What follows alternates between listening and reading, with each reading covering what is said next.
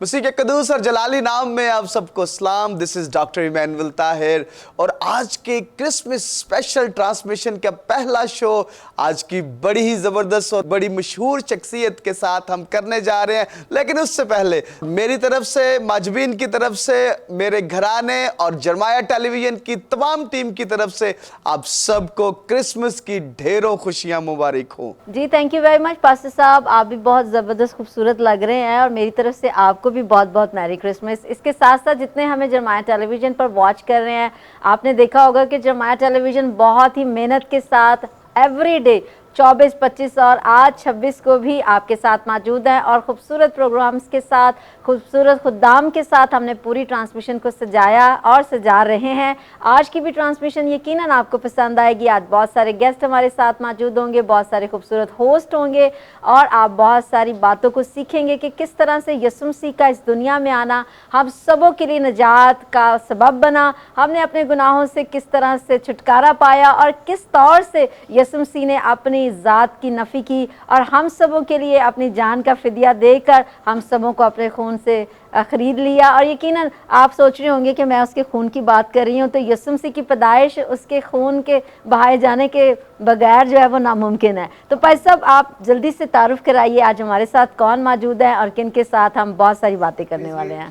بڑی ہی نفیس شفیق شخصیت ہمارے درمیان موجود ہے. We are very much honoured کہ وہ ہمارے استاد ہیں اور کوئی اور نہیں، one and only bishop doctor Yaqub Paul صاحب. تھینک یو ویری مچ، بہت شکریہ جی، خدا آپ کو برکت دے. تو آپ کو کہنا چاہیں گے میری کرسمس، بڑا دن بہت بہت مبارک. خیر مبارک، خیر مبارک. جرمایا ٹی وی کا بہت شکریہ اور ڈاکٹر صاحب اور بیٹی محجوبی کے لیے بھی اور ساری کیمرہ ٹیم کے لیے بھی، اسٹوڈیو کے سارے کام کرنے والے بہنوں، بھائیوں، بیٹیوں کے لیے خدا کا شکر ہو. اور آپ سب کو خدا یسوع کا جنم دن بہت بہت مبارک ہو. بشپ صاحب، کرسمس کا خوبصورت ٹائم چل رہا ہے اور آپ یقیناً بڑی مصروفیت میں آپ نے پورا مہینہ گزارا ہے اور اس وقت بھی آپ بڑے مصروف رہے ہیں اور we are very much thankful and honoured کہ آپ تشریف لائے. اس قدر مصروف منسٹری کے باوجود آپ ہمارے درمیان موجود ہیں اور میں اس وقت کو غنیمت جانتے ہوئے چاہوں گا کہ آپ ہمارے لوگوں تک وہ خوبصورت سوالات جو ان کے ذہنوں میں ہیں اور وہ ان کے جوابات ان تک پہنچائیں. اور میں چاہوں گا کہ ایک بڑا ہی زبردست سا کوسچن ہے جو مجھ تک پہنچا ہے اور میں چاہتا ہوں کہ آپ تک پہنچا دوں. تجسم کے بغیر نجات کا پیغام کیسے نامکمل ہے؟ تھینک یو ویری مچ جی. کلام پاک کا سہارا لیتے ہوئے جس کے بغیر ہم کچھ نہیں ہیں، یوحنا کی انجیل اس کا پہلا باب اور اس کی 14ویں آیت میں لکھا ہے، اور کلام مجسم ہوا اور فضل اور سچائی سے معمور ہو کر ہمارے درمیان رہا اور ہم نے اس کا ایسا جلال دیکھا جیسے باپ کے اکلوتے کا جلال. کلام مجسم ہوا، کلام نے جسم اختیار کیا. اور اگر یوحنا پہلا باب کی پہلی آیت آپ پڑھتے ہیں تو لکھا ہے ابتدا میں کلام تھا اور کلام خدا کے ساتھ تھا اور کلام خدا تھا. آمین. تو اگر آپ باغ عدن سے شروع کریں تو باغ عدن میں انٹری کے لیے شیطان کو جسم کی ضرورت تھی اور اس نے سانپ کو چنا اور اس کے ذریعے مخاطب ہوا. اب خدا کو بھی جسم کی ضرورت پڑی اور اس نے جسم اختیار کیا اور اس جسم کا نام یسوع. ہاللیلویہ. تو انسانی حلقے میں آنے کے لیے جسم کا ہونا ضروری ہے. تو خدا باپ نے بھی اسی کو اور اس سے پہلے ابلیس نے اسی کو استعمال کیا. اور آج بھی آپ دیکھتے ہیں کہ جی وہ روح القدس سے بھر گئے، اعمال دوسرا باب وہ سارے بھر گئے.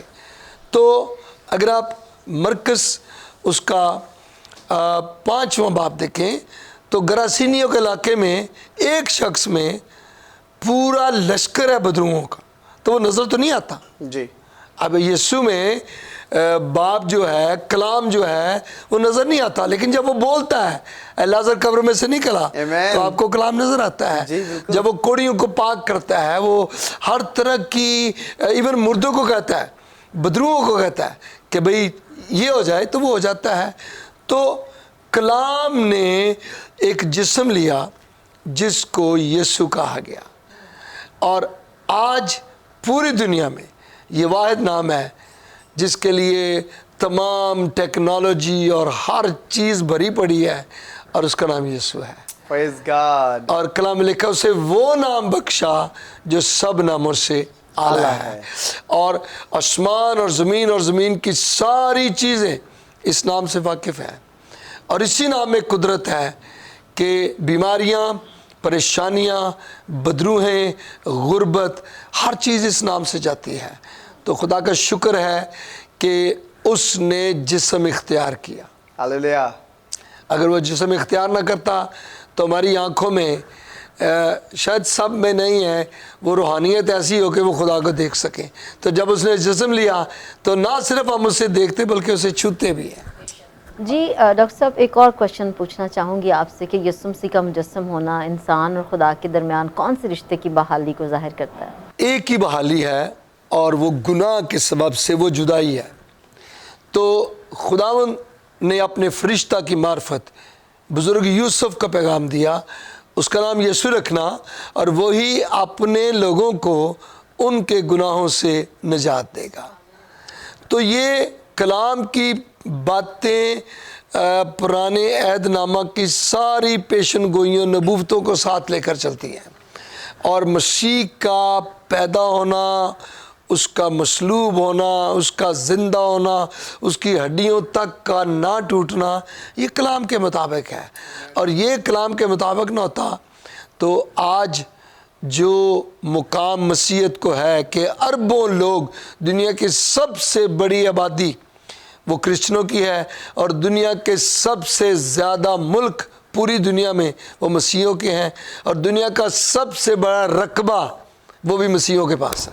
تو خدا نے اپنی قوم کو عظمت بخشی ہے۔ Hallelujah. Praise God.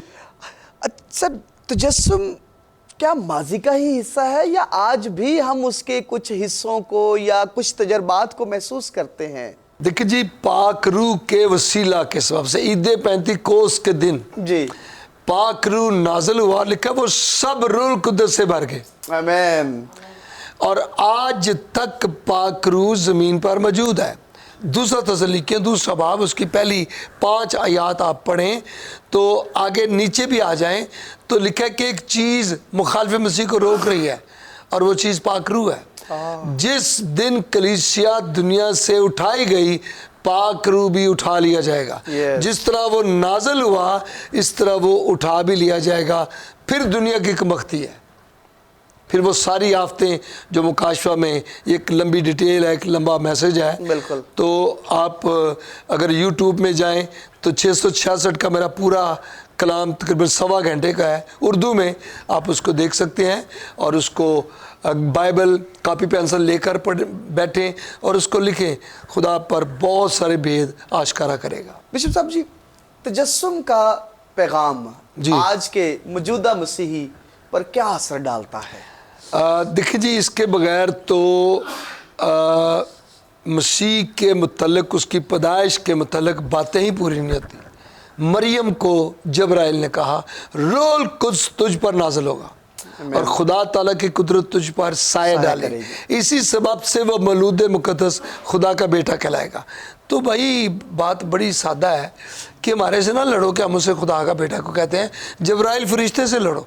اس نے کہا مریم کو کہ وہ خدا تعالیٰ کا بیٹا کہلائے گا۔ تو جب وہ خدا تعالیٰ کا بیٹا کہلائے گا تو پھر ماں مریم کے رحم میں وہ بچہ بن کر آیا، اس نے جسم اختیار کیا۔ یہی تجسم ہے، جسم اختیار کرنا، اسی کو تجسم کہتے ہیں۔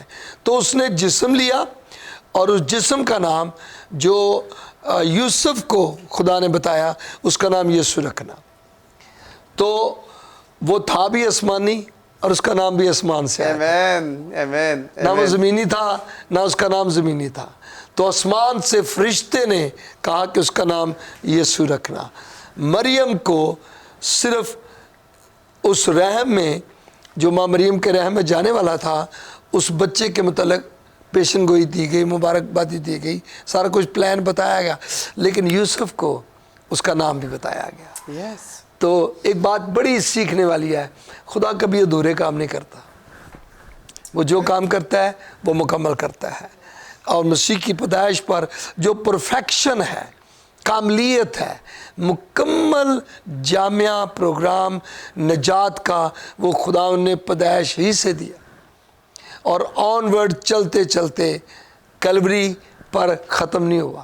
تمام ہونے کا مطلب ختم ہونا نہیں تھا، اس وقت جب تک وہ قبر کا سینہ چیر کر وہ زندہ نہ ہو جاتا، آمین، ہاللویا۔ تو وہ زندہ آنے کے بعد پھر بھی مکمل نہیں ہے۔ اس نے کہا میں جاؤں گا اور تمہارے لیے مددگار بھیجوں گا، اور میں اپنے نام سے باپ کی طرف سے تمہیں مددگار دوں گا، اور آج وہ موجود ہے، اور یہ مددگار اس وقت تک میری اور آپ کی مدد کرے گا جب تک آپ آسمان پر اٹھا لینا جائے۔ جب آسمان پر چلے جائیں گے پھر یہ مددگار بھی آسمان پر اٹھا لیا جائے گا۔ اور میں دیکھتا ہوں بشپ صاحب جی کہ یسایہ اس کو ایمینول کہتا ہے کہ یعنی خدا ہمارے ساتھ، اور جب متی کی انجیل میں ہم اس کو دیکھتے ہیں تو وہاں پر لکھا ہے کہ وہ اس کا نام یسوع رکھنا، اور وہ نجات دہندہ ہوگا، کہ نجات دینا کسی انسان کے بس کا کام نہیں ہے، یہ خدا ہی کر سکتا ہے۔ اور جب اس نے جسم لیا تو خدا نے نجات کو پورا کیا، اور خدا ان کی شکر گزاری ہے کہ آج ہم اس نجات کو انجوائے کر رہے ہیں، آج اس نجات سے ہم اس نجات کو آگے لوگوں تک پہنچا رہے ہیں۔ پریز گاڈ۔ میں بڑی سادگی سے اس بات کو تمام سننے والے دیکھنے والوں کو سمجھاؤں گا، جتنے بھی ٹائٹل یسوع کے ہیں، وہ الفا اور اومیگا ہے، وہ چمکتا ہوا صبح کا ستارہ ہے، وہ زندگی کا دروازہ ہے، وہ زندگی کا پانی ہے، یہ سارے اس طرح ہیں کہ کوئی آپ سے پوچھے جی مجھے پنجاب اسمبلی ہال جانا ہے، ایک کہے گا جی وارڈا اس کے ساتھ ہی ہے، دوسرا کہے گا چیرنگ کراس کے بالکل سامنے ہے۔ اب سادہ بندہ یہ کہتا ہے جی آپ چڑیا گھر سے تھوڑا سا آگے آئیں جی تو سامنے اسمبلی ہال ہے۔ تو اب اسمبلی ہال ایک ہی جگہ ہے، اس کو بتانے والے مختلف ہیں، اور اس تمام جتنی بھی بلڈنگیں ہیں یا چیرنگ کراس ہے جو کچھ بھی ہے وہ سارے ایک ہی بات کو فوکس کر رہے ہیں کہ جناب وہ سامنے اسمبلی ہال ہے۔ جی یسوع کے متعلق بھی بڑی سادگی سے سمجھانے کے لیے کہہ رہا ہوں کہ وہ یسوع ہی ہے، وہ یسایہ بتائے، وہ یرمیہ بتائے، وہ متی بتائے، وہ جو مرضی بتائے، اب فوکس جو ہے وہ یسوع ہے، آمین، اس سے ادھر ادھر نہیں ہو سکتے ہم، یس، نہ کسی اور کا نام لے سکتے ہیں۔ کلام نے اس بات کو آسان کرنے کے لیے کہ جو چرواہا ہے وہ بھی سمجھے، جو مسئول لینے والا وہ بھی سمجھے، اور جو سردار کا ہے نا وہ بھی سمجھے۔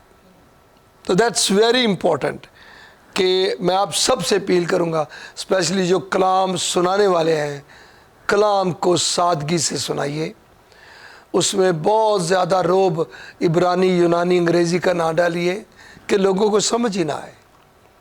جب ان کو سمجھ نہیں آئے گی تو وہ عمل کیسے کریں گے، آمین، اور جب عمل نہیں کریں گے تو برکت کیسے پائیں گے۔